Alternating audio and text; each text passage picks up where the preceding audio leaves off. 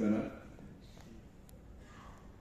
ಈ ಸಮಾರಂಭದ ಅಧ್ಯಕ್ಷತೆಯನ್ನು ವಹಿಸಿರುವ ತುಮಕೂರು ವಿಶ್ವವಿದ್ಯಾಲಯದ ಕುಲಪತಿಗಳು, ನನ್ನ ಆತ್ಮೀಯರು ಆದಂಥ ವೆಂಕಟೇಶ್ವರಲು ಅವರೇ, ನನ್ನ ಆತ್ಮೀಯ ಸುಂದರರಾಜ ಅರಸು ಅವರೇ, ಗೆಳೆಯರಾದಂಥ ನಾಗಣ್ಣ ಅವರೇ, ಮತ್ತೊಬ್ಬ ಮಿತ್ರರಾದ ಸಿದ್ಧಲಿಂಗಪ್ಪ ಅವರೇ, ಇಲ್ಲಿ ನೆರೆದಿರುವ ಎಲ್ಲ ಬಂಧುಗಳೇ, ಮೊದಲು ನಿಮಗೆ ನನ್ನ ಧನ್ಯವಾದಗಳನ್ನು, ಅಭಿನಂದನೆಗಳನ್ನು ಸಲ್ಲಿಸಬೇಕು.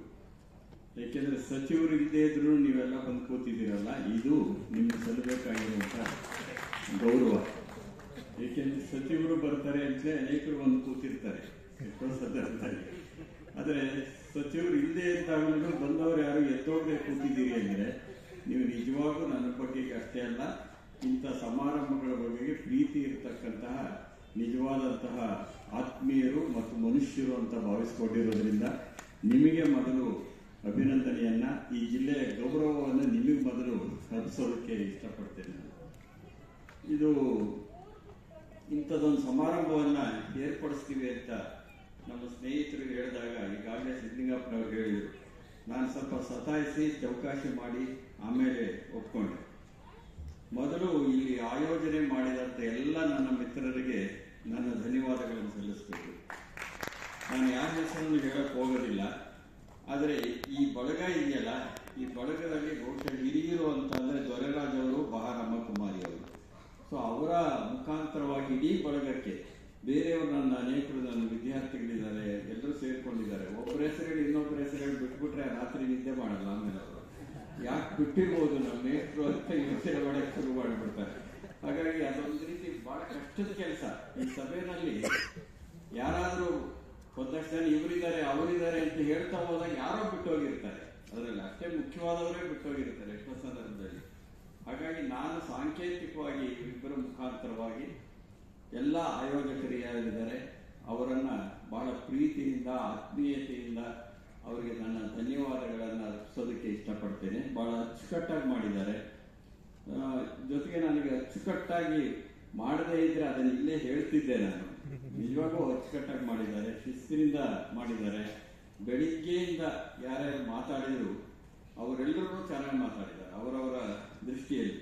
ಇದೊಂದು ತುಂಬಾ ವಿಶಿಷ್ಟವಾದಂತಹ ಕಾರ್ಯಕ್ರಮವನ್ನ ನಮ್ಮ ತುಮಕೂರಿನ ಗೆಳೆಯರು ಏರ್ಪಡಿಸೋದ್ರ ಮುಖಾಂತರವಾಗಿ ನಾನು ನನ್ನನ್ನು ಮತ್ತೆ ನೋಡಿಕೊಳ್ಳುವಂತೆ ಮಾಡಿದ್ದಾರೆ. ಅವರು ಸಾಹಿತ್ಯ ಇತ್ಯಾದಿ ನನ್ನ ಕುರಿತು ಸಿನಿಮಾ ಇತ್ಯಾದಿಗಳನ್ನು ರಿವಿಸಿಟ್ ಮಾಡಬೇಕು ಅಂತಿದ್ರಲ್ಲ, ಈ ಸಮಾರಂಭದಿಂದ ನಾನು ನನ್ನನ್ನು ರಿವಿಸಿಟ್ ಮಾಡ್ಕೊತೇನೆ. ಇವರಿಷ್ಟೆಲ್ಲ ಹೇಳಿದ್ರಲ್ಲ, ಈಗ ಏನು ನನ್ನ ಸಾಹಿತ್ಯ, ನನ್ನ ಸಿನಿಮಾ ಏನು, ಅಥವಾ ನಾನು ಏನು ಅಂತ, ಇದು ಎಲ್ರಿಗೂ ಸಿಗೋ ಭಾಗ್ಯ ಅಂತ ನಾನು ಅಂದ್ಕೊಂಡಿಲ್ಲ. ಕಾಂಗ್ರೆಸ್ ಸರ್ಕಾರದ ಭಾಗ್ಯ ಹೇಳ್ತಿಲ್ಲ, ಆದರೆ ಎಲ್ರಿಗೂ ಸಿಗುವಂತ ಭಾಗ್ಯ ಅಲ್ಲ ಇದು. ಒಂದು ರೀತಿ ಇದೊಂದು ಅಪರೂಪದ ಸಂದರ್ಭ ನನಗೆ ಅಂತ ಭಾವಿಸ್ಕೊಂಡಿದ್ದೇನೆ. ಆಮೇಲೆ ಇಂಥ ಕೆಲವು ಅಭಿನಂದನೆಗಳನ್ನು ನಾನು ಆರಂಭದಿಂದ ನಾನು ಒಪ್ಕೊಳ್ತಿರ್ಲಿಲ್ಲ, ಆದರೆ ನಾನು ಇಂಥದನ್ನು ಒಪ್ಕೊಳ್ಳುವಂತೆ ಪ್ರೇರೇಪಿಸಿದ ಒಂದು ಘಟನೆ ಇದೆ. ನಾವು ಚಳುವಳಿಗಳಲ್ಲಿ ಭಾಗವಹಿಸ್ತಾ, ಬಂಡಾಯ ಸಾಹಿತ್ಯ ಸಂಘಟನೆಯನ್ನು ಕಟ್ತಾ, ದಲಿತ ಚಳುವಳಿಲಿರ್ತಾ, ರೈತರು, ಕಾರ್ಮಿಕರು, ಅನೇಕರ ಚಳುವಳಿಗಳಲ್ಲಿ ಉದ್ದಕ್ಕೂ ನಾನು ಭಾಗವಹಿಸಿಕೊಂಡು ಬಂದಿದ್ದೇನೆ. ಯೂನಿವರ್ಸಿಟಿ ಕೆಲಸದಲ್ಲಿದ್ದಾಗಲೇ ಅರೆಸ್ಟು ಆಗಿದ್ದೇನೆ. ನಾನು ಉಪವಾಸ ಸತ್ಯಾಗ್ರಹ ಮಾಡಿದ್ದೇನೆ, ಆದರೂ ಕೆಲಸ ಕಳ್ಕೊಂಡಿಲ್ಲ. ಆದರೆ ನಾನಾಗಿ ಬಿಟ್ಟು ಬರೋ ರೀತಿಯಲ್ಲಿ ಯೂನಿವರ್ಸಿಟಿಯ ಕೆಲವರು ವರ್ಷದಿಂದ ಬಿಟ್ಟು ಬಂದೆ. ಇಂಥ ವಿಪರ್ಯಾಸಗಳೆಲ್ಲ ಇವೆ, ಅದು ಬೇರೆ ವಿಷಯ. ಆದರೆ ನಾನು ಇಂಥದನ್ನ ಈ ತರದ ಸಮಾರಂಭಗಳು ಒಪ್ಕೋಬೇಕಾ, ಶಾಲ್ ಓದಿಸ್ಕೋಬೇಕಾ, ಪೇಟ ಹಾಕಿಸ್ಕೋಬೇಕಾ? ನಾನು ಪೇಟ ಹಾಕಕ್ಕೆ ಬಂದಾಗೆಲ್ಲ ಟೋಪಿ ಹಾಕ್ಬೇಡಿ ಅಂತಿದ್ದೇನೆ ಎಷ್ಟೋ ಸಾರಿ. ಆದರೆ ಇದನ್ನೆಲ್ಲ ಒಪ್ಕೋಬೇಕಾ ಅಂತ ಇಂಥ ಪ್ರಶ್ನೆಗಳು ಬಂದಾಗ ನನಗೆ ಉತ್ತರ ಸಿಕ್ಕಿದ್ದು ಚೆಗೆವಾರ ಅವರ ಮಗಳಿಂದ. ಚೆಗೆವಾರ ಹೆಸರನ್ನ ಇಲ್ಲಿ ಅನೇಕರು ಕೇಳಿರ್ತೀರಿ. Fidel Castro ಕ್ಯೂಬಾದ ಮುಖ್ಯಸ್ಥರಾಗಿದ್ದಂಥವರು. ಕ್ಯೂಬಾದಲ್ಲಿ ಅವರು ದೊಡ್ಡ ಕ್ರಾಂತಿಯನ್ನು ಮಾಡಿದರು. ಫಿಡೆಲ್ ಕ್ಯಾಸ್ಟ್ರೋ ಜೊತೆ ಇದ್ದಂಥವರು ಚೆಗೆವಾರ ಅವರು. ಬಹಳ ಬಹಳ ದೊಡ್ಡ ಕ್ರಾಂತಿಕಾರಿ ಚೆಗೆವಾರ. ಅವರ ಮಗಳನ್ನ ನಾವು ಒಂದ್ಸರಿ ಕರೆಸಿದ್ವಿ ಬೆಂಗಳೂರಿಗೆ. ಅವರ ಮಗಳು ಬಂದ ಸಂದರ್ಭದ ಒಳಗಡೆ ನಮ್ಗೆ ಬಹಳ ಕ್ರಾಂತಿಕಾರಿಯ ಮಗಳು, ಈಗೇನು ಕ್ರಾಂತಿಕಾರಿ, ನಾವು ಶಾಲೆ ಓದಿಸ್ತೀವಿ, ಇನ್ನೇನೋ ಹಾರ ಹಾಕ್ತೀವಿ, ಒಪ್ಕೋತಾರೋ ಇಲ್ವೋ ಅಂತ ಕೇಳಿದಾಗ ಅವರು ಒಂದು ಮಾತನ್ನು ಹೇಳಿದರು. ಜನಗಳು ಪ್ರೀತಿಯಿಂದ ಕೊಟ್ಟದ್ದನ್ನು ನೀವು ನಿರಾಕರಿಸಬೇಡಿ. ಅವಾಗ ಜನ ದೂರಕ್ಕೆ ಹೋಗ್ತಾರೆ. ಅವರೇನೋ ಪ್ರೀತಿಯಿಂದ ಕೊಡ್ತಾರೆ, ಲಂಚ ಕೊಡ್ತಾ ಇಲ್ವಲ್ಲ. ಅದರಿಂದ ಆ ಜನಗಳ ಪ್ರೀತಿಗೆ ನೀವು ಮನ್ನಣೆ ಕೊಡಬೇಕು, ಗೌರವ ಕೊಡಬೇಕು ಅನ್ನೋ ಮಾತನ್ನು ಅವ್ರು ಹೇಳಿದ್ರು. ಆಗ ನಾವು ಕರ್ನಾಟಕದ ಸ್ವರೂಪಕ್ಕೆ ಸಂಬಂಧಪಟ್ಟ ರೀತಿಯಲ್ಲಿ ಅವರನ್ನು ಸನ್ಮಾನ ಮಾಡಿದ್ವಿ. ಅದಾದ ನಂತರದಲ್ಲಿ ನಾನು ಶಾಲೆ ಹೊದಿಸ್ಕೊಳ್ಳೋಕೆ ಶುರು ಮಾಡಿದೆ. ಸೊ ಅಂದ್ರೆ ಜನಗಳನ್ನ ದೂರ ಮಾಡ್ಕೊಳ್ಳೋದಿದೆಯಲ್ಲ, ಯಾರು ಯಾವ ಬದಲಾವಣೆನೂ ಮಾಡೋಕ್ಕಾಗಲ್ಲ. ನಾನು ತುಂಬಾ ಸಂದರ್ಭಗಳಲ್ಲಿ ಉದಾಹರಣೆ ಕೊಡೋದು ಚೈನಾ ದೇಶದಲ್ಲಿ ಬಂದಂತ ಹರಿಕೇನ್ ಅನ್ನುವಂಥ ಕಾದಂಬರಿಯನ್ನ. ಹರಿಕೇನ್ ಕಾದಂಬರಿಯಲ್ಲೂ ಇಂಥದೇ ಬರುತ್ತೆ. ಮಾವೋ ಸೆತುಂಗ್ ಅವರು ದೊಡ್ಡ ಕ್ರಾಂತಿಯನ್ನು ಮಾಡೋದಕ್ಕೆ ಮುಂಚೆ ಭೂಸುಧಾರಣೆಗಾಗಿ ಸೈನಿಕರನ್ನು ಹಳ್ಳಿಗಳಿಗೆ ಕಳಿಸ್ಕೊಡ್ತಾರೆ. ಇವರನ್ನು ನೋಡ್ಬಿಟ್ಟು ಯಾರು ಹತ್ರನೇ ಬರ್ತಿರೋದಿಲ್ಲ ಅಲ್ಲಿ. ಅದೊಂದು ಕಾದಂಬರಿಯನ್ನು ಚಿತ್ರಿಸ್ತಾರೆ, ಅನುಭವ ಪಡೆದವರು, ಕ್ರಾಂತಿಯಲ್ಲಿ ಇದ್ದಂಥವ್ರು. ಆದ್ರೆ ಜನಗಳ ಹತ್ರ ಹೋಗ್ಬೇಕಾದ್ರೆ ಜನ ಹೇಗಿದ್ರು ಆ ರೀತಿ ಹೋಗ್ತಾರೆ. ಅವ್ರಿಗೆ ಚಪ್ಪಲಿ ಇರ್ಲಿಲ್ವಾ, ಚಪ್ಪಲಿ ಬಿಟ್ಟು ಹೋಗ್ತಾರೆ. ಅವ್ರು ಬೀಡಿ ಸೇರ್ತಿದ್ರೆ ಇವ್ರು ಚುಟ್ಟ ಸೇರೋದು ಬಿಟ್ಬಿಟ್ಟು ಬೀಡಿ ಸೇರಕ್ಕೆ ಶುರು ಮಾಡ್ತಾರೆ. ಹೀಗೆ ಜನಗಳ ಹತ್ರಕ್ಕೆ ಹೋಗ್ತಾ ಹೋಗ್ತಾ ಅವರನ್ನ ಬದಲಾಯಿಸಕ್ಕೆ ತೊಡಗ್ತಾರೆ. ಅಂದ್ರೆ ಮನುಷ್ಯ ಸಂಬಂಧಗಳು ಅನ್ನೋದು ಬಹಳ ಮುಖ್ಯ ಅಂತ ನಾನು ನಂಬ್ಕೊಂಡು ಬಂದಂಥವನು. ಬಹುಶಃ ಈ ಸಮಾರಂಭದಲ್ಲಿ ವ್ಯಕ್ತವಾದಂತಹ ಅನೇಕ ವಿಷಯಗಳು ಹೇಗೆ ನನ್ನ ಸಾಹಿತ್ಯ ಮತ್ತು ಸಿನಿಮಾಗೆ ಸಂಬಂಧಪಟ್ಟಿದ್ವೋ, ಇನ್ನಾರ್ಧ ನನ್ನ ವ್ಯಕ್ತಿತ್ವಕ್ಕೆ ಸಂಬಂಧಪಟ್ಟಿದ್ದು. ಬಹಳ ಕನ್ನಡದ ಒಬ್ಬ ಬಹಳ ದೊಡ್ಡ ಲೇಖಕರು ಅನ್ನಿಸ್ಕೊಂಡವರು, ದೊಡ್ಡ ಪತ್ರಕರ್ತರು ಅನ್ನಿಸ್ಕೊಂಡವರು ಒಂದ್ಸರಿ ಒಂದು ಮಾತನ್ನು ಹೇಳಿದ್ರು, ಪತ್ರಿಕೆಗಳಲ್ಲಿ ಬಂತು, ಬರಗೂರು ಒಳ್ಳೆ ಲೇಖಕ ಅಲ್ಲ ಅಂತ. ಅವಾಗ ನಾನು ಅವ್ರಿಗೆ ಪ್ರತಿಕ್ರಿಯೆ ಕೊಟ್ಟೆ, ಅದು ಪತ್ರಿಕೆಯಲ್ಲೇ ಬಂತು. ಅವರು ನನ್ನನ್ನು ಒಳ್ಳೆ ಲೇಖಕ ಅಲ್ಲ ಅಂತ ಕರೆದ್ರೆ ನನಗೆ ಖಂಡಿತ ಬೇಜಾರಾಗಲ್ಲ, ಒಳ್ಳೆ ಮನುಷ್ಯ ಅಲ್ಲ ಅಂತ ಕರೆದ್ರೆ ಮಾತ್ರ ಅಪಾರವಾಗಿ ಸಿಟ್ಟು ಬರುತ್ತೆ ಅಂತ ಹೇಳಿದೆ ನಾನು. ಅದರಿಂದ ಮೊದಲು ನಾವು ಒಳ್ಳೆ ಮನುಷ್ಯರಾಗೋಣ, ಆಮೇಲೆ ಒಳ್ಳೆ ಲೇಖಕ ಅಲ್ವೋ ಅಥವಾ ಇವನು ಒಳ್ಳೆ ಲೇಖಕನೋ ಕೆಟ್ಟ ಲೇಖಕನೋ ಇತ್ಯಾದಿ ವಿಮರ್ಶಕರು ಹೇಳ್ತಾ ಹೋಗ್ತಿರ್ತಾರೆ. ಆದ್ರೆ ಕಾಲ ಅನ್ನೋದು ಒಂದಿರುತ್ತೆ, ನಿರ್ಣಯ ಮಾಡುತ್ತೆ. ಅನಂತಮೂರ್ತಿ ಅವರು ಒಂದು ಸಂದರ್ಭದಲ್ಲಿ, ಒಂದು ಸಮಾರಂಭದಲ್ಲಿ, ನಾನು ಈ ಸಮಾರಂಭದಲ್ಲಿ ನನ್ನ ಪುಸ್ತಕ ಬಿಡುಗಡೆಗೆ ಬಂದಾಗ ಬೆಳಿಗ್ಗೆ ಯಾರೋ ಅದನ್ನ ಉದಾಹರಿಸಿದ್ರು. ಅದನ್ನ ಬಹುಶಃ ಅರುಣ್ ಇರಬೇಕು ಅಂತ ಅನ್ಕೊಂಡಿದ್ದೇನೆ. ಒಂದು ಮಾತನ್ನ ಹೇಳಿದ್ರು, ಬರಗೂರ್ ಅವರಿಗೆ ನಾವೆಲ್ಲ ಅನ್ಯಾಯ ಮಾಡಿದ್ವಿ, ನಾವೇ ಬಂಡಾಯ ಅಂದ್ಕೊಂಡ್ಬಿಟ್ವಿ, ಅವ್ರ ಸಾಹಿತ್ಯಕ್ಕೆ ಸಲ್ಲಿಸಬೇಕಾದಂತಹದ್ದನ್ನೆಲ್ಲ ನಾವು ನ್ಯಾಯವನ್ನು ಸಲ್ಲಿಸ್ತಿಲ್ಲ, ಅನ್ಯಾಯ ಮಾಡಿದ್ವಿ ಅಂತ ಹೇಳಿದ್ರು. ನಾನು ಮಾತಾಡ್ತಾ ಒಂದು ಮಾತನ್ನು ಹೇಳಿದೆ, ಬರಗೂರ್ ಅವ್ರಿಗೆ ಅನ್ಯಾಯ ಆಯಿತು ಅಂತ ಅನಂತಮೂರ್ತಿ ಅವ್ರಿಗೆ ಹೇಳ್ಬೇಕಾದ್ರೆ ಅವ್ರಿಗೆ 80 ವರ್ಷ ತುಂಬಬೇಕಾಯ್ತು, ನನಗೆ 65 ವರ್ಷ ತುಂಬಬೇಕಾಯ್ತು ಅಂತ ಹೇಳಿದೆ. ಅಲ್ಲೇ ಅಂದ್ರೆ ಇದು ನಮ್ಮ ಸ್ಥಿತಿ. ಇವೆಲ್ಲ ವಿಮರ್ಶೆಯ ವಿಪರ್ಯಾಸಗಳು. ಅದರ ಅರ್ಥ ನಮ್ಮನ್ನು ಹೊಗಳಲೇಬೇಕು ಅಂತಲ್ಲ. ನಾವು ವಿಮರ್ಶೆ ಮಾಡಿ, ಟೀಕೆ ಬೇರೆ, ವಿಮರ್ಶೆ ಬೇರೆ. ವಿಮರ್ಶೆ ಮಾಡೋದ್ರ ಮುಖಾಂತರವಾಗಿ ನಾವು ಬೆಳೀತಾ ಹೋಗ್ತೇವೆ. ಜಗತ್ತಿನ ಎಲ್ಲ ಕ್ರಾಂತಿಕಾರಿಗಳು ಹೇಳಿದ್ದೇನೆಂದ್ರೆ ವಿಮರ್ಶೆ ಮತ್ತು ಆತ್ಮವಿಮರ್ಶೆ ಎರಡೂ ಇರಬೇಕು ಅಂತ. ಅದನ್ನ ನಾನು ನಂಬಿದವನು. ನೀವ್ಯಾರೋ ಇಷ್ಟೆಲ್ಲ ಹೊಗಳಿಬಿಟ್ಟು ಕೂಡಲೇ ನಾನು ನಿಜ ಹೇಳೋದಾದ್ರೆ ಬೆಳಿಗ್ಗೆಯಿಂದ ರಮಾಕುಮಾರಿ ಅವರು ಹೇಳಿದ್ರಲ್ಲಿ ಕೂತಿದ್ದೆ ಅಂತ. ಬಹುಶಃ ಅವರು ನನ್ನನ್ನು ಸರಿಯಾಗಿ ಗಮನಿಸಿದ್ದಾರೆ ಅಂದ್ಕೊಂಡಿದ್ದೇನೆ. ಅಲ್ಲಿ ಕೂತಿದ್ದವನು ಸ್ವಲ್ಪ ಅತ್ಯಂತ ಮುಜುಗರದಿಂದ, ಸಂಕೋಚದಿಂದ ಕೂತಿದ್ದೆ. ನಾನು ಕೇಳಿಸ್ಕೊಳ್ತಾ ಇದ್ದೆ, ಆದ್ರೆ ಇಷ್ಟೆಲ್ಲ ಹೇಳ್ತಾ ಇರ್ಬೇಕಾದ್ರೆ ನನಗೆ ತುಂಬಾ ಸಂಕೋಚ ಆಗ್ತಾ ಇತ್ತು. ಅದರಿಂದ ನಾನು ಬಹಳ ಸಂಭ್ರಮಿಸಿದರೆ, ಒಂದು ವೇಳೆ ಅಹಂಕಾರ ಬಂದ್ರೆ ಅವತ್ತು ನನ್ನ ಒಳಗಡೆ ಇರ್ತಕ್ಕಂತಹ ಸೃಜನಶೀಲತೆ ಸತ್ತೋಯ್ತು ಅಂತಲೇ ನಾನು ಭಾವಿಸ್ಕೊಳ್ತೇನೆ. ಅದರಿಂದ ಯಾರೋ ಹೊರಗಡೆ ನಾನು ವಿಮರ್ಶೆ ಮಾಡೋದಿರಲಿ, ನನ್ನನ್ನು ನಾನು ವಿಮರ್ಶೆ ಮಾಡಿಕೊಳ್ತಾ ಬಂದಿದ್ದೇನೆ ಮೊದಲಿಂದನೂ. ಅಂತ ಸವಾಲುಗಳನ್ನು ಎದುರಿಸಿಕೊಂಡು ಬಂದಿದ್ದೇನೆ. ಸವಾಲುಗಳನ್ನು ಎದುರಿಸಿ ಇಲ್ಲಿವರೆಗೂ ಉಳಿದಿದ್ದೇನೆ. ಈ ಆಯೋಜಕರ ವಿಷಯದಲ್ಲಿ ಇನ್ನೊಂದು ಮಾತನ್ನ ನಾನು ಹೇಳಲೇಬೇಕು. ಬೆಳಿಗ್ಗೆಯಿಂದ ನಡೆದ ಈ ಕಾರ್ಯಕ್ರಮಗಳು ಅಕಾಡೆಮಿಕ್ ಆಗೂ ಇದ್ದು, ವೈಚಾರಿಕತೆ ಮತ್ತು ಭಾವುಕತೆ ಎರಡನ್ನೂ ಪಡ್ಕೊಂಡಿದ್ದು. ನನಗೂ ಅಷ್ಟೇನೇನೆ. ಅನೇಕರಿಗೆ ಗೊತ್ತಿಲ್ಲ, ನಾನು ಭಾವುಕನಾಗ್ತೀನಿ ಅಂತ ಗೊತ್ತಿಲ್ಲ ಅನೇಕರಿಗೆ. ನಾನು ಹೆಂಡತಿ ಸಾಯೋವರೆಗೂ ಅನೇಕರಿಗೆ ಗೊತ್ತೇ ಇರಲಿಲ್ಲ ನಾನು ಭಾವುಕರಾಗಬಹುದು ಅಂತ. ಆದರೆ ವಾಸ್ತವವಾಗಿ ನನ್ನ ವ್ಯಕ್ತಿತ್ವದ ಒಳಗಡೆ ವೈಚಾರಿಕತೆ ಮತ್ತು ಭಾವುಕತೆ ಎರಡೂ ಇದೆ. ಕುವೆಂಪು ಅವರು ಹೇಳ್ತಾರೆ, ಭಾವಬುದ್ಧಿಗಳ ವಿದ್ಯುತ್ ಆಲಿಂಗನ ಅಂತ ಒಂದ್ ಕಡೆ ಹೇಳ್ತಾರೆ. ಇವೆರಡೂ ಇರಬೇಕಾಗಿರುತ್ತೆ. ನೀವು ಭಾವುಕನೇ ಆಗದೆ ಹೋದರೆ ನನ್ನ ಬೌದ್ಧಿಕತೆ ಶುಷ್ಕವಾಗ್ತಾ ಹೋಗುತ್ತೆ. ಆದರೆ ಭಾವುಕತೆ ಬಹಳ ಜಾಸ್ತಿ ಆಗ್ತಾ ಹೋದರೆ ವೈಚಾರಿಕತೆ, ಬೌದ್ಧಿಕತೆ ಇದೆಯಲ್ಲ, ಅದು ಕುಂದಾಗತ್ತೆ. ಎರಡನ್ನ ಸಮತೋಲನಗೊಳಿಸೋದಿದೆಯಲ್ಲ, ಭಾವುಕತೆ ಮತ್ತು ಬೌದ್ಧಿಕತೆಗಳನ್ನ ಸಮತೋಲನಗೊಳಿಸುವುದರ ಮುಖಾಂತರವಾಗಿಯೇ ಮನುಷ್ಯನ ವ್ಯಕ್ತಿತ್ವ ಒಂದು ಸಮಚಿತ್ತದಿಂದ ಬೆಳೆಯೋದಕ್ಕೆ ಸಾಧ್ಯ ಅಂತ ನಾನು ಭಾವಿಸ್ಕೊಂಡಿದ್ದೇನೆ. ಅದನ್ನು ಪ್ರಜ್ಞಾಪೂರ್ವಕವಾಗಿ ಅಳವಡಿಸ್ಕೊಂಡಿದ್ದಲ್ಲ, ನನ್ನ ಸ್ವಭಾವದಲ್ಲೇ ಅದಿರೋದನ್ನು ನಾನು ನೋಡ್ತೇನೆ. ಬೆಳಿಗ್ಗೆಯಿಂದ ಈ ಕಾರ್ಯಕ್ರಮವನ್ನು ಹೇಳಿಸಿದ್ರಲ್ಲ, ಅದರ ಸಾರ್ಥಕತೆಯನ್ನು ಕುರಿತು ಒಂದೇ ಒಂದು ಮಾತನ್ನು ಹೇಳಕ್ಕೆ ಇಷ್ಟಪಡ್ತೇನೆ. ನಾನು ಇನ್ನಷ್ಟು ಕಾಲ ಜೀವಿಸುವ ಶಕ್ತಿಯನ್ನ ಈ ಸಮಾರಂಭ ಕೊಟ್ಟಿದ್ದೇನೆ. ಬಹುಶಃ ಇದಕ್ಕಿಂತ ಬೇರೆ ಮಾತು ಹೇಳಕ್ಕೆ ಇಷ್ಟ ಇಲ್ಲ ನನಗೆ. ಕಾರಣ ಏನಂದ್ರೆ, ನಾನು ಆಗಲೇ ಹೇಳಿದೆ, ಈಗ ಒಳ್ಳೆ ಮೇಷ್ಟ್ರು ಅಂತಾರೆ ಇತ್ಯಾದಿ, ನಾನು ಇಷ್ಟೆಲ್ಲ ಸಾಧನೆ ಮಾಡಿದ್ದೀವಿ ಅಂತಾರೆ. ಇದನ್ನೆಲ್ಲವನ್ನು ಸುಮ್ಮನೆ ಪಡೆದಿದ್ದಲ್ಲ. ನನ್ನ ಬಗ್ಗೆ ನಾನೇ ಹೇಳ್ಕೊಂಡ್ರೆ ಅದು ತಪ್ಪಾಗತ್ತೆ. ಯಾವಾಗಲೂ ಇಂಥ ಕ್ಷೇತ್ರದಲ್ಲಿ ಬಹುಶಃ ರಮಾಕುಮಾರಿ ಅವರು ಹೇಳಿದ್ರು ಕಾಣಿಸುತ್ತೆ, ಕಾಲೆಳೆಯೋರು ಇರ್ತಾರೆ ಅಂತ.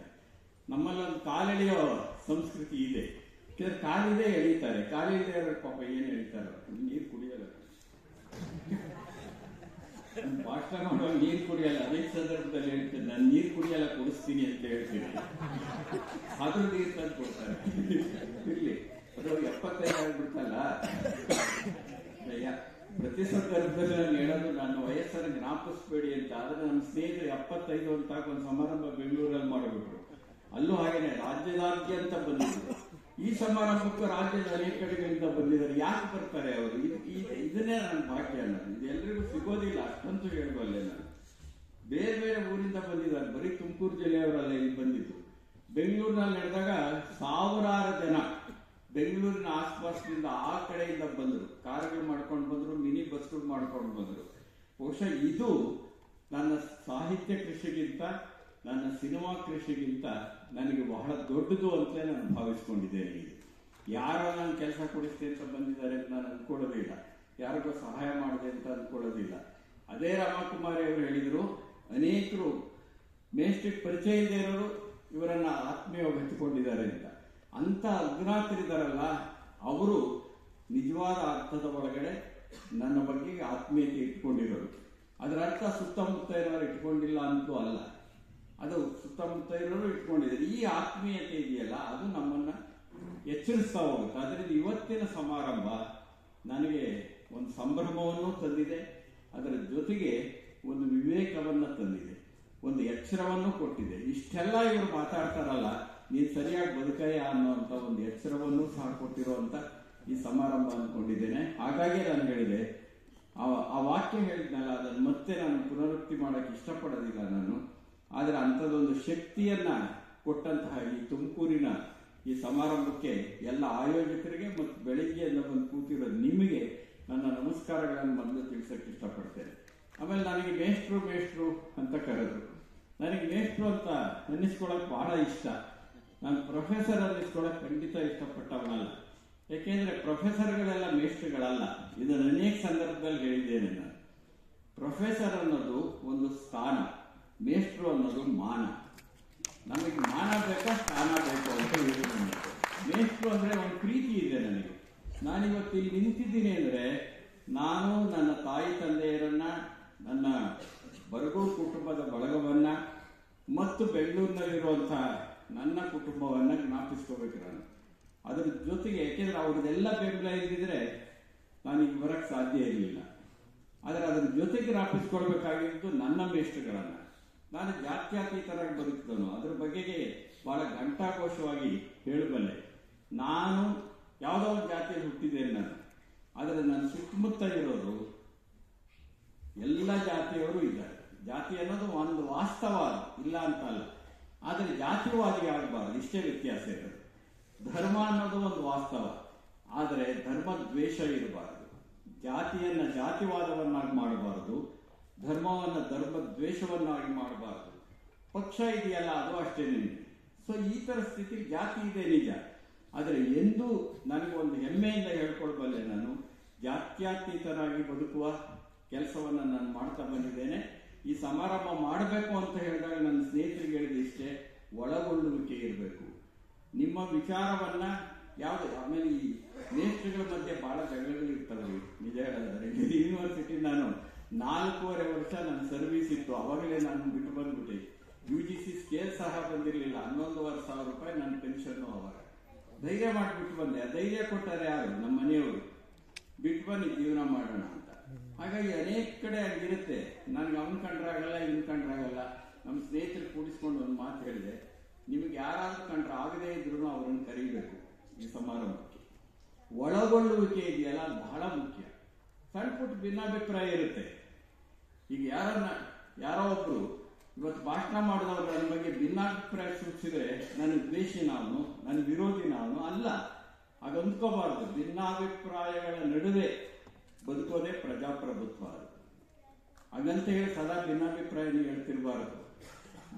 ಭಿನ್ನಾಭಿಪ್ರಾಯಗಳ ನಡುವೆಯೂ ಬದುಕೋಗಿರ್ಬೇಕು. ಆ ಒಳಗೊಳ್ಳುವಿಕೆ ಇದೆಯಲ್ಲ, ಅದು ಬಹಳ ಮುಖ್ಯ. ಮತ್ತು ಜಾತ್ಯತೀತವಾಗಿರುವಂತ ಸಮಾರಂಭ ಆಗಬೇಕು ಇದು ಅನ್ನುವಂಥ ಷರತ್ತನ್ನು ಹಾಕಿದೆ. ಅದಕ್ಕೆ ತಕ್ಕನಾಗೆ ನಮ್ಮ ಸ್ನೇಹಿತರು ಈ ಸಮಾರಂಭವನ್ನು ಇಲ್ಲಿ ಮಾಡಿದಾರಲ್ಲ, ಅದು ನನಗೆ ಬಹಳ ಖುಷಿ ಕೊಟ್ಟಿದೆ ಅಂತ ಹೇಳೋದಕ್ಕೆ ಇಷ್ಟಪಡ್ತೇನೆ.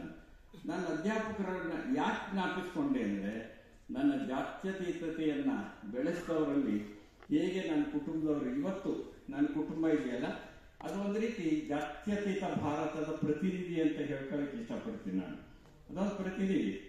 ಅನ್ಯ ಧರ್ಮದವರು ನನ್ನ ಕುಟುಂಬ, ನನ್ನ ಸೊಸೆ ಅನ್ಯ ಧರ್ಮದವರು. ನಾನು ಮದುವೆ ಆಗಿದ್ದು ಬೇರೆ, ನಾನು ಮದುವೆ ಆಗಿದ್ದಲ್ಲ, ನನ್ನನ್ನ ಮದುವೆ ಆಗಿದ್ದು. ಹೌದು, ಯಾಕೆಂದ್ರೆ ನನ್ನ ಪತ್ನಿಗೆ ಕೊಡ್ಬೇಕು ಅದನ್ನ. ಇಲ್ಲಿ ಯಾರೋ ಹೇಳಿದ್ರು ಆ ಮಾತನ್ನ, ಅವ್ರಿಗೆ ಕೊಡ್ಬೇಕು. ಅವ್ರು ಮೇಲ್ಜಾತಿಯಲ್ಲಿ ಹುಟ್ಟಿದ್ರು. ಸಮಾಜ ಮೇಲ್ಜಾತಿ ಕೆಳಜಾತಿ ಏನೇನೋ ಮಾಡಿದೆಯಲ್ಲ, ಆ ಪರಿಭಾಷೆಯಲ್ಲಿ ಹೇಳೋದಾದ್ರೆ ನನ್ನದಲ್ಲದ ಸಮಾಜ ನನಗಿಂತ ಬಹಳ ಅತ್ಯುತ್ತಮರು ಅಂತ ಭಾವಿಸ್ಕೊಂಡಿರುವಂತ ಒಂದು ಜಾತಿಯಲ್ಲಿ ಹುಟ್ಟಿ ನನ್ನನ್ನ ಮದುವೆ ಆಗಿದ್ದೀಯಲ್ಲ, ಅದು ದೊಡ್ಡ ಬದಲಾವಣೆ. ಅದು ನಿಜವಾಗಿ ಆಕೆಗೆ ಸಲ್ಲಬೇಕಾಗಿರುವ ಗೌರವ ಅದು. ಹಾಗಾಗಿ ಆ ಥರ ನನ್ನ ಮನೆ ಆ ಥರ ಇದೆ. ನಾವು ಚೆನ್ನಾಗೇ ಇದ್ದೀವಿ, ಚೆನ್ನಾಗೇ ಬದುಕ್ತಿದ್ದೀವಿ. ಆಮೇಲೆ ನನ್ನ ಮಕ್ಕಳನ್ನ ನಾನು ಬಿಟ್ಟು ಹೋಗಿಲ್ಲ, ನಾನು ಅವರನ್ನು ಬಿಟ್ಟು ಹೋಗಿಲ್ಲ. ಈ ತರ ಅಂದ್ರೆ ನನ್ನ ಮನೆ ಸಹ ಜಾತ್ಯತೀತವಾಗಿದೆ. ಅದೆಲ್ಲ ಪ್ರಜ್ಞಾಪೂರ್ವಕವಾಗಿ ಆದದ್ದಲ್ಲ. ಯಾರಾದ್ರೂ ಪ್ರಜ್ಞಾಪೂರ್ವಕವಾಗಿ ಲವ್ ಮಾಡಕ್ಕಾಗತ್ತಾ ಹೇಳಿ? ಯಾರು ಪ್ರಜ್ಞಾಪೂರ್ವಕವಾಗಿ ಲವ್ ಮಾಡೋದು ಲವ್ವೇ ಅಲ್ಲ. ಅದು ಅದು ಹೇಗೋ ಬೆಳೆದು ಬರುತ್ತೆ. ನಾನು ಇನ್ನೊಂದು ಜಾತಿಯವರನ್ನು ಮದುವೆ ಆಗಲೇಬೇಕು ಅಂತ ಹಠ ಹಿಡಿದ್ಬಿಟ್ಟು ಯಾರಾದ್ರೂ ತಿಳಿಸಕ್ ಹೋದ್ರೆ ಆ ಹುಡುಗಿಗೆ ಅನ್ಯಾಯ ಮಾಡ್ತಿದ್ದಾರೆ ಅಂತ ಅರ್ಥ. ಅದು ಹೇಗೋ ಬೆಳೆದು ಬರುತ್ತೆ ಬಿಡಿ. ತುಮಕೂರು ಆ ವಿಷಯದ ನನಗೆ ಬಹಳ ವಿಶಿಷ್ಟವಾದ. ಹೈಸ್ಕೂಲ್ ಓದಿದ್ದಿಲ್ಲ, 6 ತಿಂಗಳು ಮಾತ್ರ ಸಿರಾದಲ್ಲಿದ್ದೆ. ಸೋಮೇಶ್ವರ ಎಕ್ಸ್ಟೆನ್ಷನ್ ಅಲ್ಲಿ ರೂಮ್ ಮಾಡಿದ್ದೆ.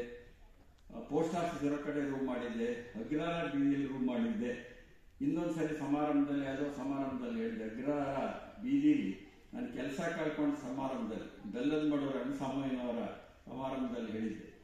ಆಗ ಅಗ್ರಹಾರ ಬೀದಿಲಿರುವಂತ ಒಂದು ಶಾಲೆಯ ಎದುರುಗಡೆ ಟವಲ್ ಹಾಸ್ಕೊಂಡು ಒಂದು ರಾತ್ರಿ ಕಳೆದು ಮಲಿಕೊಂಡಿದ್ದೆ. ಹಾಗೇನೆ ನಾನು ಇಲ್ಲೇ ಓದಿದೆ, ಇಲ್ಲೇ ಅಧ್ಯಾಪಕ ಆದೆ, ನನ್ನ ಹೆಂಡತಿ ಸಿಕ್ಕಿದ್ದು ಇಲ್ಲೇ ನಿಂತಿದೆ. ಸೊ ಹೀಗೆ ಅನೇಕ ವಿಶಿಷ್ಟತೆಗಳು ಇಲ್ಲೆಲ್ಲ ಇವೆ.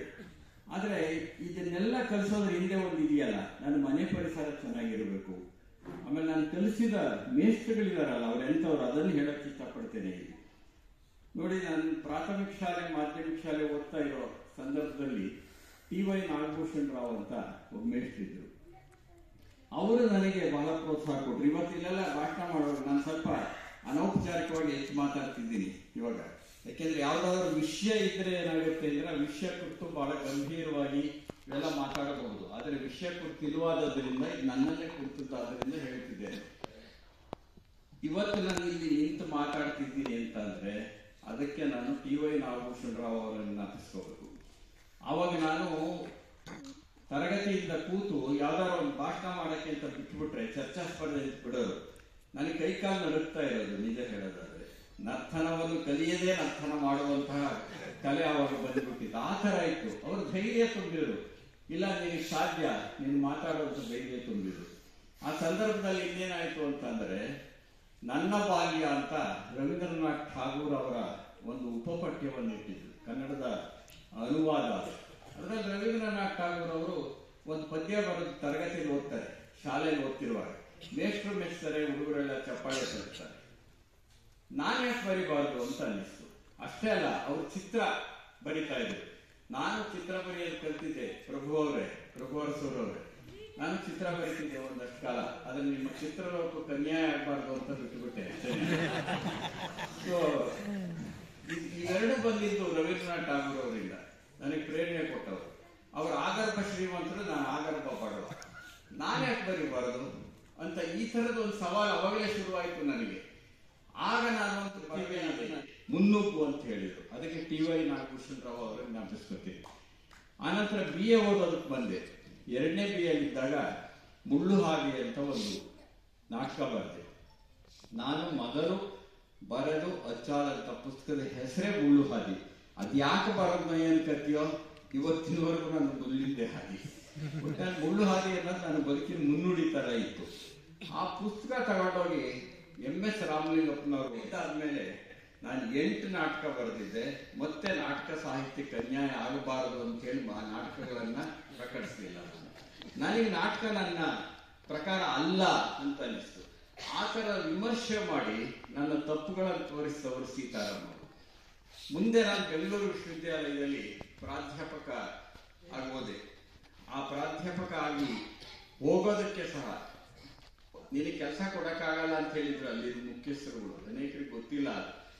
ಆದ್ರೆ ಅವಾಗ ಜೆರಾಕ್ಸ್ ಕಾಪಿ ಇರಲಿಲ್ಲ. 8 ಸೆಟ್ಗಳು ಭರ್ತಿ ಮಾಡಬೇಕಾಗಿತ್ತು. ಅದನ್ನು ಮಾಡಿದ್ದು ರಾಜಲಕ್ಷ್ಮಿ. ಅದನ್ನು ಮಾಡಿದ್ದು ಫೋಟೋ ಅಣಿಸಿದ ರಾಜಲಕ್ಷ್ಮಿ. ಅವ್ರು ಕೊಡ್ತಾರ ಬಿಡ್ತಾರ 8 ನಾನು ಈಗ ಅಪ್ಲಿಕೇಶನ್ನೆಲ್ಲ ರೆಡಿ ಮಾಡಿಕೊಟ್ಟಿದ್ದೇನಲ್ಲ, ಅದಕ್ಕಾದ್ರೂ ಹೋಗಿ ಬನ್ನಿ ನೀವು ಇಂಟರ್ವ್ಯೂಗೆ. ಇಂಟರ್ವ್ಯೂಗೆ ಹೋದೆ. ಆಗ ಬಂದಂತ ಎಕ್ಸ್ಪರ್ಟ್ಸ್ ಇಬ್ಬರ ಹೆಸರು HS ಬಿಳಿಗಿರಿ ಅಂತ ಪೂನಾದಿಂದ ಬಂದಿದ್ರು. ಬಾಂಬೆಯಿಂದ ಚಿದಂಬರ ದೀಕ್ಷಿತ್ ಅಂತ ಬಂದಿದ್ರು. Doctor H ನರಸಿಂಹಯ್ಯನವರು ಕುಲಪತಿಗಳಾಗಿದ್ರು. ಯೂನಿವರ್ಸಿಟಿ ಕೆಲಸ ಸಿಕ್ತು. ಅವ್ರು ಯಾರು ನನ್ನ ಜಾತಿಯವರಲ್ಲ. ನಾನು ಇಷ್ಟು ವಿವರ ಯಾಕೆ ನಿಮ್ಗೆ ಹೇಳ್ತಿದ್ದೀನಿ ಅಂತಂದ್ರೆ, ನನ್ನ ಬದುಕಿನಲ್ಲಾದ ಘಟನೆಗಳು ಸಹ ನನ್ನನ್ನು ರೂಪಿಸ್ತಾ ಇರುತ್ತವೆ. ಒಬ್ಬ TY ನಾಗಭೂಷಣ್ ರಾವ್, ಒಬ್ಬ MS ರಾಮಲಿಂಗಪ್ಪ. MS ರಾಮಲಿಂಗಪ್ಪನವರು ಹುಟ್ಟಿನಿಂದ ಲಿಂಗಾಯತರಾಗಿದ್ದರು. ಸೀತಾರಾಮ್ ಅವರು ಅಯ್ಯಂಗಾರಾಗಿದ್ದರು. HS ಬಿಳಿಗಿರಿ ಚಿದಂಬರ ದೀಕ್ಷಿತ್ ಬ್ರಾಹ್ಮಣರಾಗಿದ್ದರು. H ನರಸಿಂಹಯ್ಯನಾದ್ರು ನಿಮಗೆ ಗೊತ್ತಿದೆ. ಅಂದ್ರೆ ಇವರು ಯಾರು ನನ್ನ ಜಾತಿಯವರಲ್ಲ. ಅಂದ್ರೆ ಒಂದು ಜಾತ್ಯತೀತ ನೆಲೆಯಲ್ಲಿ ನನ್ನ ಬದುಕನ್ನ ಕಟ್ಟಿಕೊಟ್ಟಂತಹ ನನ್ನ ಮೇಷ್ಟ್ರುಗಳಿದಾರಲ್ಲ, ಅವರು ನನ್ನಲ್ಲಿ ಇದನ್ನ ಬೆಳೆಸಿದ್ರು. ಅವ್ರಿಗೆ ಸಲ್ಲಬೇಕಾಗಿದೆ ಇದು ಅಂತ. ಅದನ್ನ ಇಷ್ಟನ್ನ ನಾನು ಈ ಸಂದರ್ಭದ ಒಳಗಡೆ ಜ್ಞಾಪಿಸ್ಕೊಳ್ಳೇಬೇಕು. ಅನೇಕರು ಹೇಳಿರೋ ಹಾಗೆ ನಾನು ಬಸ್ ಚಾಲಕ ಆಗ್ಬೇಕಾಗಿದ್ದೆ. ಸುಮಾರು ಸರಿ ಹೇಳಿದ್ದಾರೆ, ನಾನು ಹೇಳ್ಕೊಂಡಿದ್ದೀನಿ. ಮೊದಲಿಂದ ನನಗೆ ಕೆಂಪು ಬಸ್ ಕಂಡ್ರೆ ಇಷ್ಟ. ಅದಕ್ಕೆ ಬೇರೆ ಕಾರಣಗಳಿವೆ. ಕೆಂಪು ಅಂದ್ರೆ ನನಗೆ ಇಷ್ಟ. ಆದ್ರೆ ಸಮಾಜದಲ್ಲಿ ಕೆಂಪು ಅಂದ್ರೆ ಡೇಂಜರ್ ಅಂತ ಕಂಡಿರ್ತಾರೆ.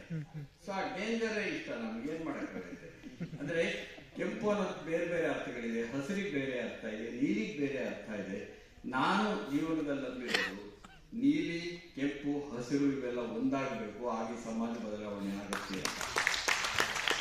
ನೀಲಿ, ಕೆಂಪು, ಹಸಿರು ಒಂದಾಗಬೇಕು. ಆತರ ನಾನು ಗಾಂಧಿಯಿಂದ ಪ್ರೇರಣೆ ಪಡೆದಿದ್ದೀನಿ, ಅಂಬೇಡ್ಕರ್ ಇಂದ ಪ್ರೇರಣೆ ಪಡೆದಿದ್ದೀನಿ. ಇವತ್ತು ಧರ್ಮದ್ವೇಷ ಹೆಚ್ಚಾಗಿರುವಾಗ ಸಹಿಷ್ಣುತೆಯ ಸಮಾಜ ಬೇಕು ಎನ್ನುವ ಪ್ರಸ್ತುತತೆಯನ್ನ ಗಾಂಧಿ ಕೊಟ್ಟಿದ್ದಾರೆ. ಸಾಮಾಜಿಕ ಅಸಮಾನತೆ ಹೆಚ್ಚಾಗಿರೋ ಸಂದರ್ಭದಲ್ಲಿ, ಅಸ್ಪೃಶ್ಯರ ಮೇಲೆ ಹಲ್ಲೆಗಳು ನಡೀತಿರೋ ಸಂದರ್ಭದಲ್ಲಿ ಸಾಮಾಜಿಕ ಸಮಾನತೆ ಬೇಕು ಎನ್ನುವ ತಾತ್ವಿಕತೆ ಮತ್ತು ಹೋರಾಟದ ಕೆಚ್ಚನ್ನ ಅಂಬೇಡ್ಕರ್ ಅವರು ಕೊಟ್ಟಿದ್ದಾರೆ. ಬಡವರು ಕಷ್ಟ ಅನುಭವಿಸ್ತಾ ಇದ್ದು ಹಳ್ಳಿಗಳಲ್ಲಿ, ನಗರಗಳಲ್ಲಿ ಅಂತರ ಜಾಸ್ತಿ ಆಗ್ತಿರೋ ಸಂದರ್ಭದಲ್ಲಿ ಆರ್ಥಿಕ ಸಮಾನತೆ ಬೇಕು ಅಂತ ಹೇಳಿ ನನಗೆ ಕಾರ್ಲ್ ಮಾರ್ಕ್ಸ್ ಪಾಠ ಮಾಡಿದ್ದಾರೆ. ಇವರೆಲ್ಲರಿಂದ ನನ್ನ ಒಂದು ತಾತ್ವಿಕತೆ ಬೆಳೆದು ಬಂದಿದೆ.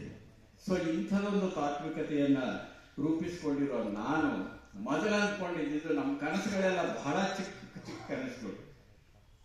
ಗೌರ್ಮೆಂಟ್ ಬಸ್, ನಮ್ಮೂರಿಗೆ ಒಂದು ಗೌರ್ಮೆಂಟ್ ಬಸ್ ಬರ್ತಾ ಇತ್ತು. ಒಂದೇ ಒಂದು ಬರ್ತಿದ್ದು, 2 ಬಸ್ಸು. ಅದರಲ್ಲಿ ಅನುಮಾನ ಬಸ್ ಅಂತ 2, ಒಂದು ಗೌರ್ಮೆಂಟ್ ಬಸ್ ಬೆಳಿಗ್ಗೆ ಬರ್ತಿತ್ತು, ಸರ್ಕಾರಿ ಬಸ್. ಅವಾಗ ಏನಂದ್ರೆ, ಸರ್ಕಾರಿ ಬಸ್ ಒಂದು ಹಳ್ಳಿಗೆ ಬರುತ್ತೆ ಅಂದ್ರೆ ಒಂದು ದೊಡ್ಡ ಹೆಮ್ಮೆ. ಅದು ನಮ್ಮೂರಿಗೂ ಸರ್ಕಾರಿ ಬಸ್ ಬರುತ್ತಾ, ಇದೇನೋ ಬಸ್ ಬಹಳ ಬೆಳೆದು ಬಿಟ್ಟಿದೆ ಅಂತ. ಬೆಳಿಗ್ಗೆ ಒಂದು 15 ನಿಮಿಷ ಅಂತರದಲ್ಲಿ ಒಂದು ಖಾಸಗಿ ಬಸ್ಸು, ಒಂದು ಸರ್ಕಾರಿ ಬಸ್ ಬರೋದು. ಒಂದೊಂದ್ಸರಿ ಒಟ್ಟಿಗೆ ಬಂದ್ಬಿಡೋದು. ಅವತ್ತು ಅವರಿಬ್ಬರಿಗೂ ಜಗಳ ಆಗೋದು. ನಾವೇನ್ ಮಾಡ್ತಿದ್ವಿ, ಬೆಳಿಗ್ಗೆ ಎದ್ದ ತಕ್ಷಣ ಬಸ್ ಸ್ಟ್ಯಾಂಡ್ ಹೋಗಿ ನಿಂತ್ಕೊಂಡಿರೋದು, ಜಗಳಾಗ್ಲಿ ಇವತ್ತು ಅಂತ. ಅಂದ್ರೆ ಜಗಳ ಆಡಬೇಕು ಮತ್ತು ಗೌರ್ಮೆಂಟ್ ಬಸ್ ಡ್ರೈವರೇ ಗೆಲ್ಬೇಕು, ಇದು ನಮಗೆ. ಸೊ ನಮ್ಮ ಅಣ್ಣನ್ನ ಗೌರ್ಮೆಂಟ್ ಬಸ್ ಕಂಡಕ್ಟರ್ ಮಾಡಿಸ್ಬೇಕು ಅಂತಿದ್ರು ನಮ್ಮಪ್ಪ.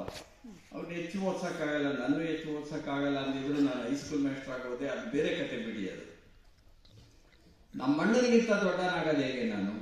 ನಮ್ಮ ಅಣ್ಣ ಕಂಡಕ್ಟರ್ ಆದ್ರೆ ನಾನು ಡ್ರೈವರ್ ಆಗ್ಬೇಕು, ಇಷ್ಟೇ ನನ್ನ ಕನಸು. ಇಷ್ಟು ಕನಸು ಕಟ್ಕೊಂಡು ಇಷ್ಟೆಲ್ಲ ಆಗೋಕೆ ಯಾಕೆ ಸಾಧ್ಯ ಆಯ್ತು? ಇಷ್ಟೊಂದು ನೀವೆಲ್ಲ ಒಂದು ಸೆಮಿನಾರ್ ಮಾಡೋಕೆ ಯಾಕೆ ಸಾಧ್ಯ ಆಯ್ತು? ಅದೇ ಒಂಥರದ ಚರಿತ್ರೆ ಇದೆಲ್ಲ.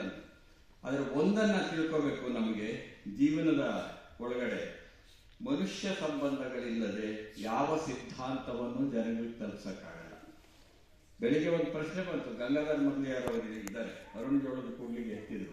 ಅಮೃತಮತಿಯ ನಾಯಕಿ ಮಾತಾಡ್ತಾ ಇರ್ಬೇಕಾದ್ರೆ ಹೆಚ್ಚು ಸಾಹಿತ್ಯ ಇದೆ ಅಂತ ಅನ್ನಿಸ್ತು. ನಮ್ ಕಷ್ಟ ಏನ್ ಗೊತ್ತಾ, ಈ ಸಿನಿಮಾದಿಂದ ಸಾಹಿತ್ಯದಿಂದ ಸಿನಿಮಾ ಕ್ಷೇತ್ರಕ್ಕೆ ಬಂದ್ರೆ ಸಿನಿಮಾದರು ಅದರಲ್ಲಿ ಸಾಹಿತ್ಯ ಹುಡುಕಕ್ಕೆ ಶುರು ಮಾಡ್ತಾರೆ. ಸಿನಿಮಾ ವಿಮರ್ಶಕರು, ಜನ ಅಲ್ಲ. ಓ ಇಲ್ಲಿ ಸಾಹಿತ್ಯ ಜಾಸ್ತಿ ಇದೆಯಪ್ಪ ಅಂತಾರೆ. ಸಾಹಿತ್ಯದವ್ರು ಏನ್ ಮಾಡ್ತಾರೆ, ಇಲ್ಲಿ ಸಿನಿಮಾ ತರ ಬರೆದವನಲ್ಲ ಈ ಬರಗೂರು ಅಂತ ಹುಡುಕ್ತಾರೆ. ಈ ಇಕ್ಕಟ್ಟಿನ ಮಧ್ಯೆ ನಾವು ಬದುಕಬೇಕಲ್ಲ. ನಮ್ ಕಷ್ಟ ನೋಡಿ ಹೆಂಗಿದೆ ಅಂತ. ನಾನ್ ನಂಬಿರೋದೇನಂದ್ರೆ, ಸಿನಿಮಾ ಬೇರೆ ಇರ್ಬೋದು, ಸಾಹಿತ್ಯ ಬೇರೆ ಇರ್ಬೋದು, ಆದ್ರೆ ಜನಗಳಿಗೆ ತಲುಪಬೇಕು. ಜನಗಳಿಗೆ ತಲುಪದೆ ಮೊದಲಿಯಾರ್ ಅವರು ಒಂದು ಮಾತನ್ನ ಹೇಳಿದ್ರು, ಯಾವ ಶೈಲಿಯನ್ನು ಅನುಸರಿಸಿ ಸಿನಿಮಾಗಳು ದೂರ ಆದವು ಅಂತ. ನಾನು ಹೇಳೋ ವಿಷಯ ಸಾಹಿತ್ಯದ ಮುಖಾಂತರ ಆಗಲಿ ಸಿನಿಮಾ ಮುಖಾಂತರ ಆಗಲಿ ಜನಕ್ಕೆ ತಲುಪಿಸ್ಬೇಕು. ಜನಗಳಿಗೆ ಸಂಬಂಧಪಡದೆ ಹೋದರೆ ಏನರ್ಥ? ಹಾಗಾಗಿ ಒಂದಷ್ಟು ಸಂಭಾಷಣೆಗಳನ್ನ ನಾನೇ ನಿಂತು ಬರ್ದಾಗ ಬರಿತೀನಿ, ಪ್ರಜ್ಞಾಪೂರ್ವಕವಾಗಿ ಮಾಡ್ತೀನಿ. ಅದನ್ನು ಒಂದ್ಸರಿ ಹೀಗೆ ಹೇಳಿದಾಗ ಒಬ್ಬ ಬಹಳ ದೊಡ್ಡ ಕಲಾತ್ಮಕ ಚಿತ್ರಗಳ ನಿರ್ದೇಶಕರು ರಾಷ್ಟ್ರ ಪ್ರಶಸ್ತಿ ಪಡೆದಿದ್ದಾರೆ. ನಂತರ ಸಂಭಾಷಣೆ ಜಾಸ್ತಿ ಅಂತಾರಲ್ಲ ಅಂತ ಹೇಳಿ ಏನ್ ಮಾಡಿದೆ, ಎರಡು ಸರಿ ಆ ಸಿನಿಮಾ ನೋಡ್ಬಿಟ್ಟು ಎಷ್ಟು ಸಂಭಾಷಣೆ ಇದೆ ಅಂತ ಗೊತ್ತಾಗ್ತದೆ. ಆಮೇಲೆ ನೋಡಿ ನನ್ನ ಸಿನಿಮಾಕ್ಕಿಂತ ಜಾಸ್ತಿ ಇದೆ ಅದರ ಸಂಭಾಷಣೆ. ಆದ್ರೆ ಯಾರು ಆ ಮಾತು ಹೇಳಲಿಲ್ಲ, ನನ್ನ ಸಿನಿಮಾಕ್ಕೆ ಮಾತ್ರ ಹೇಳ್ತಾರೆ. ಇದೊಂಥರ ವಿಚಿತ್ರ. ಇಂಥವ್ರ ಮಧ್ಯೆ ನಾವು ಬದುಕೋದಿದೆಯಲ್ಲ, ನಿಜವಾದ ಅರ್ಥದಲ್ಲಿ ನಮ್ಮ ಅಸ್ತಿತ್ವವನ್ನು ಕಂಡುಕೊಳ್ಳೋದಿದೆಯಲ್ಲ, ಅದು ಸಮಾನವಾದದ್ದಲ್ಲ. ನನ್ನ ಸಿನಿಮಾಗಳನ್ನ ಈ ಕರ್ನಾಟಕದ ಒಳಗಡೆ ಯಾರಾದರೂ ಸಿನಿಮಾ ವಿಮರ್ಶಕರು ಸರಿಯಾದ ರೀತಿಯಲ್ಲಿ ವಿಶ್ಲೇಷಣೆ ಮಾಡಿದರೆ, ವಿಶ್ಲೇಷಣೆ ಅದರಲ್ಲಿ ಟೀಕೆನೂ ಇದ್ದಿರಬಹುದು, ಮಾಡಿದರೆ ಅದರ ಮೊದಲನೇ ಕೀರ್ತಿ ನಮ್ಮ ಗಂಗಾಧರ್ ಮೊದಲಿಯಾರ್ ಹೋಗ್ಬೇಕು. ಅದರ ನಂತರದಲ್ಲಿ ಚಾಹಾ ರಘುನಾಥ್. ಇವರಿಬ್ಬರು ನನ್ನ ಸಿನಿಮಾಗಳನ್ನ ಸರಿಯಾಗಿ ಅರ್ಥ ಮಾಡ್ಕೊಂಡಿದ್ದಾರೆ. ಯಾವ ತರ ಎಲ್ಲರೂ ಒಂದೇ ರೀತಿ ಸಿನಿಮಾ ಮಾಡೋದ್ರೆ ಸಿನಿಮಾ ಯಾಕೆ ಮಾಡಬೇಕು? ಎಲ್ಲರೂ ಒಂದೇ ರೀತಿ ಸಾಹಿತ್ಯ ಬರೆಯೋದಾದ್ರೆ ಎಲ್ಲರೂ ಯಾಕೆ ಬರೀಬೇಕು? ಒಬ್ರು ಬರೆದ್ರು ಸಾಕು. ಅದರಿಂದ ಈ ಕಷ್ಟ ಇದೆ ಸಿನಿಮಾದಿಂದ ಸಾಹಿತ್ಯಕ್ಕೆ, ಸಾಹಿತ್ಯದಿಂದ ಸಿನಿಮಾಕ್ಕೆ ಬಂದಾಗ. ಆಮೇಲೆ ಒಂದೊಂದ್ಸರಿ ಏನ್ ಮಾಡ್ತಾ ಇದ್ರು, ಸಂಸ್ಕೃತಿ ಚಿಂತಕ ಅಂತ ಹೆಸರಾಗ್ತಿದ್ರು. ಸಂಸ್ಕೃತಿ ಚಿಂತಕರು ಅಂತ ಆಗ್ತಾರೆ ಕೆಳಗಡೆ. ನಾನು ಖುಷಿ ಪಡ್ತಾ ಇದ್ದೆ, ಯಾಕೆಂದ್ರೆ ನಾನು ಸಾಂಸ್ಕೃತಿಕವಾದ ವಿಚಾರಗಳನ್ನು ತುಂಬಾ ಹೇಳ್ಕೊಂಡ್ ಬಂದಂತವನು, ಬೇರೆ ಬೇರೆ ಚರ್ಚೆಗಳನ್ನು ಮಾಡಿದಂಥವನು. ಆಮೇಲೆ ಅನ್ನಿಸ್ತು, ಅನೇಕರು ನೋಡ್ತೀನಿ ಆಹ್ವಾನ ಪತ್ರಿಕೆಯಲ್ಲಿ ಸಂಸ್ಕೃತಿ ಚಿಂತಕರು ಅಂತ ಹಾಕಿರೋರು. ಅಂದ್ರೆ ಏನು ಹೊಳಿದೇ ಇದ್ರೆ ಸಂಸ್ಕೃತಿ ಚಿಂತಕರು ಅಂತ ಆಗ್ತಾರೆ ಅಂತ ಅವಾಗ ಅರ್ಥ ಆಯ್ತು. ಅಂದ್ರೆ ಇಂಥವನ್ನೆಲ್ಲವನ್ನು ನಾವು ನೋಡಿ ಪಾರಾಗಿ ಬಂದಿರ್ತೀವಿ. ಎಷ್ಟೋ ಸಾರಿ ಎಲ್ಲರೂ ಸಂಸ್ಕೃತಿ ಚಿಂತಕ ಆಗಿಬಿಡ್ತಾರೆ. ಚಿಂತಕರೇ ಆಗಿರಲ್ಲ, ಎಷ್ಟೋ ಸಾರಿ ಚಿಂತೆಗಾರರಾಗಿರ್ಬೋದು ಅಷ್ಟೇನೇನು. ಆದ್ರಿಂದ ಈ ವೈರುಧ್ಯಗಳ ನಡುವೆ, ಇಂಥ ವಿಪರ್ಯಾಸಗಳ ನಡುವೆ ಬದುಕೋದಿದೆಯಲ್ಲ, ಆಮೇಲೆ ಜಾತ್ಯತೀತನಾಗಿ ಬದುಕುವ ಕಷ್ಟ ಇದೆಯಲ್ಲ, ಅದನ್ನ ಸಾಕಷ್ಟು ನಾನು ಅನುಭವಿಸಿದ್ದೇನೆ. ಆ ಅನುಭವಿಸಿರೋದ್ರಿಂದಲೇ ಇವತ್ತಿನ ಈ ಸಮಾರಂಭ ನನಗೊಂಥರ ಸುಖ ಕೊಟ್ಟಿದೆ. ಅದು ಸುಖ ಬೇರೆ ಭೋಗ ಬೇರೆ ಅಂತ ನಂಬುದಂತವನ್ನ ನಾನು. ಸುಖ ಬೇರೆ ಭೋಗ ಬೇರೆ ಅನ್ನೋದನ್ನ, ಪ್ರಭುತ್ವಕ್ಕೆ ಹೇಗೆ ಎದುರಾಗಬೇಕು ಪ್ರಭುತ್ವದಲ್ಲಿ ಇದ್ದು ಅನ್ನೋದನ್ನ ಕನ್ನಡ ಸಾಹಿತ್ಯ ನನಗೆ ಕಲಿಸಿಕೊಟ್ಟಿದೆ. ಆದಿಪುರಾಣ ಓದಿದಾಗ ಭೋಗ ಬೇರೆ ಸುಖ ಬೇರೆ ಅಂತ ಗೊತ್ತಾಗುತ್ತೆ. ಪಂಪ ಭಾರತ ಓದಿದಾಗ ಏನು ಪ್ರಭುತ್ವದ ಜೊತೆಯಲ್ಲಿದ್ದು ಪ್ರಭುತ್ವಕ್ಕೆ ಎದುರಾಗುವುದು ಹೇಗೆ ಅನ್ನೋದು ಗೊತ್ತಾಗುತ್ತೆ. ವಚನಕಾರರನ್ನ ಬಸವಣ್ಣನ ಓದಿದಾಗ ಹೇಗೆ ಪ್ರಭುತ್ವದ ಜೊತೆಯಲ್ಲಿದ್ದು ಒಂದು ಚಳವಳಿಯನ್ನು ಹುಟ್ಟಾಕದು ಹೇಗೆ ಅಂತ ಗೊತ್ತಾಗುತ್ತೆ. ಕುಮಾರವ್ಯಾಸನನ್ನು ಓದಿದಾಗ ಒಬ್ಬ ಮಾಂಸಾಹಾರಿಯಾಗಿದ್ದಕ್ಕಂಥ ಕಟಕ ವ್ಯಾಧನೂ ಧರ್ಮವ್ಯಾಧ ಅನ್ನೋದನ್ನು ಹೇಳಿದ ಕುಮಾರವ್ಯಾಸ ಆಹಾರ ಸಂಸ್ಕೃತಿಗೆ ಬೆಲೆ ಕೊಟ್ಟ ಅನ್ನೋದು ಗೊತ್ತಾಗುತ್ತೆ. ಕನ್ನಡ ಸಾಹಿತ್ಯ ನನಗೆ ಅದನ್ನು ಕಲಿಸ್ಕೊಟ್ಟಿದೆ. ನನಗೆ ಆ ಕನ್ನಡ ಸಾಹಿತ್ಯ ಕಲಿಸ್ಕೊಟ್ಟಿದೆಯಲ್ಲ, ನಾವು ಸಾಹಿತ್ಯ ಸುಮ್ಮನೆ ಓದಿದರೆ ಸಾಲದು. ಆ ರೀತಿಯಿಂದ ಎಲ್ಲ ವೈರುಧ್ಯಗಳನ್ನ ಮೀರುವ ಕೆಲಸವನ್ನ ನಾನು ಮಾಡಬೇಕಾಗಿರುತ್ತೆ, ನೀವು ಮಾಡಬೇಕಾಗಿರುತ್ತೆ. ಯಾಕೆಂದ್ರೆ ಬದುಕು ಅನ್ನೋದಿದೆಯಲ್ಲ, ಅದು ಸರಳವಾದದ್ದಲ್ಲ. ಯಾರ ಬದುಕು ಸರಳವಾದದ್ದಲ್ಲ. ನಿಜ ಹೇಳೋದಾದ್ರೆ ಒಂದು ಮಾತಿನ ಹಿಂದೆ ಮೌನ ಇರುತ್ತೆ, ನಲಿವಿನ ಹಿಂದೆ ನೋವಿರುತ್ತೆ, ಸಂತೋಷದ ಹಿಂದೆ ಸಂಕಟ ಇರುತ್ತೆ, ಶಬ್ದದ ಹಿಂದೆ ನಿಶಬ್ದ ಇರುತ್ತೆ. ಇದೇ ಜೀವನ. ಒಂದು ಮಾತಿದೆಯಲ್ಲ, ಬಹಳ ಮಾತಿದೆ. ಇಷ್ಟು ನಾನು ಮಾತಾಡ್ತಿರ್ಬೇಕಾದ್ರೆ ನನ್ನ ಒಳಗಡೆ ಏನೋ ಒಂದು ಮೌನ ಇರುತ್ತೆ. ಆ ಮೌನವನ್ನ ನಾನು ಅನುಭವಿಸ್ತೀವಿ ಯಾವತ್ತನ್ನು. ಎಲ್ಲರೂ ಮಲಗಿದಾಗ ಮೌನವಾಗಿ ಕೊಡ್ತಿರ್ತೀನಿ ಎಷ್ಟೋ ಸಾರಿ ಮನೇಲಿ. ಆ ಮೌನ ಇರುತ್ತಲ್ಲ, ಅಲ್ಲಿ ಆತ್ಮಾವಲೋಕನದ ಕಾಲ ನಮಗೆ. ಅಂದ್ರೆ ಮಾತಿನ ಹಿಂದೆ ಮೌನ ಒಂದು ಹಿಂಬಾಲಿಸ್ತಾನೆ ಇರುತ್ತೆ. ಚರಿತ್ರೆಯಲ್ಲೂ ಅಷ್ಟೇನೆ. ಎಲ್ಲ ಕಟ್ಟುಕೊಡ್ತಾ ಬಂದರು, ಅದರ ವಚನ ಚಳುವಳಿ ಬಂತು. ಅಲ್ಲಿವರೆಗೆ ಮೌನವಾಗಿದ್ದಂಥವರಿಗೆ ಮಾತು ಕೊಡ್ತು. ಆ ಥರ ನಡೀತಾ ಇರುತ್ತೆ ಎಲ್ಲ ಸಂದರ್ಭದಲ್ಲಿ. ಹಾಗೆ ಸಂತೋಷ ಇರುತ್ತೆ. ಆಗ ನಾವು ಅರ್ಥ ಮಾಡ್ಕೋಬೇಕು ಬದುಕು ಅಂದ್ರೆ ಏನು ಅಂತಾನ. ನಾನು ಈಗಲೂ ಅನ್ಸುತ್ತೆ, ಇಲ್ಲಿ ಅನೇಕರು ಹೇಳಿದರು, ಸ್ನೇಹಿತರೇ ನನ್ನ ಸಂಪತ್ತು, ಆತ್ಮೀಯರೇ ನನ್ನ ಆಸ್ತಿ ಅಂತ ಹೇಳ್ತಾ ಇದ್ದೆ ನಾನು. ಅಖಿಲ ಭಾರತ ಕನ್ನಡ ಸಾಹಿತ್ಯ ಸಮ್ಮೇಳನದಲ್ಲೂ ಸಹ ಈ ಮಾತನ್ನು ಹೇಳಿದ್ದೆ, ಸ್ನೇಹಿತರೇ ನನ್ನ ಸಂಪತ್ತು ಅಂತ. ಆದರೆ ಅದರ ಜೊತೆಗೆ ಬದುಕು ಏನಂತ ಕಲಿಸಿದೆ ನಮಗೆ ಅಂತಂದ್ರೆ, ಸಂಕಟಗಳೇ ನನ್ನ ಸ್ನೇಹಿತರು, ನೋವುಗಳೇ ನನ್ನ ನೆಂಟರು ಅಂತ. ಯಾಕೆ ಒಂದೊಂದ್ಸರಿ ಹೀಗೆ ಅನಿಸುತ್ತೆ. ಈಗ ಅಮೃತಮತಿ ಬಗ್ಗೆ ನಾವು ಮಾತಾಡಿದಾಗ ಅನಿಸುತ್ತೆ ನನಗೆ, 11 ಅಂತಾರಾಷ್ಟ್ರೀಯ ಚಿತ್ರೋತ್ಸವಗಳಿಗೆ ಅಮೃತಮತಿ ಆಯ್ಕೆಯಾಗಿದೆ. ಅಲ್ಲಿ ನಮ್ಮ ನೆಂಟರಿದ್ರ ಇಲ್ಲಾಂದ್ರೆ ಲಾಬಿ ಮಾಡಿದ್ವಿ ಅನ್ಬೋದು. ಸಿನಿಮಾದ ಭಾಷೆ ಇಲ್ಲದೆ ಇದ್ದಿದ್ರೆ ವಿದೇಶದವ್ರು ಯಾಕೆ ಆಯ್ಕೆ ಮಾಡ್ಕೋತಾರೆ? ಅತ್ಯುತ್ತಮ ವಿದೇಶಿ ಭಾಷಾ ಚಿತ್ರ ಅಂತ ಪ್ರಶಸ್ತಿ ಬಂದಿದೆ, 5 ಕಡೆ ಪ್ರಶಸ್ತಿ ಬಂದಿದೆ. ಶಾಂತಿ ಅನ್ನೋ ಸಿನಿಮಾಕ್ಕೆ ಗಿನ್ನಿಸ್ ದಾಖಲೆ ಆಯಿತು. ಒಂದೇ ಪಾತ್ರವನ್ನು ಇಟ್ಕೊಂಡು ನಾನು ಮಾಡಿದ ಹೋಗ್ತೇವೆ. ಅಲ್ಲಿ ನಮ್ಮ ಸಮಾಜದ ಕನಸಿದೆಯಲ್ಲ, ಅದಿರುತ್ತೆ. ನನಸಾಗುತ್ತೋ ಬಿಡುತ್ತೋ ಕನಸನ್ನು ಬಿಟ್ಕೊಡ್ಬಾರ್ದು ನಾವು. ನಿರಾಶೆ ಆಗ್ಬೋದು, ಆದರೆ ಹತಾಶೆ ಆಗಬಾರ್ದು. ಆ ಒಂದು ಸಂಕಲ್ಪದಿಂದ ನಾವು ಬದುಕ್ತಾ ಹೋಗೋಣ ಅಂತ ನಂಬ್ಕೊಂಡಿರುವಂಥದ್ದು ನಾನು. ಇಷ್ಟೆಲ್ಲ ಹೇಳ್ತಾ ಕೊನೆಗೆ ನನ್ನ ಆಯಸ್ಸನ್ನ ಹೆಚ್ಚಿಸಿದ ನಿಮ್ಮೆಲ್ಲರಿಗೂ ನನ್ನ ಧನ್ಯವಾದಗಳನ್ನು ಅರ್ಪಿಸ್ತೇನೆ. ನಮಸ್ಕಾರ.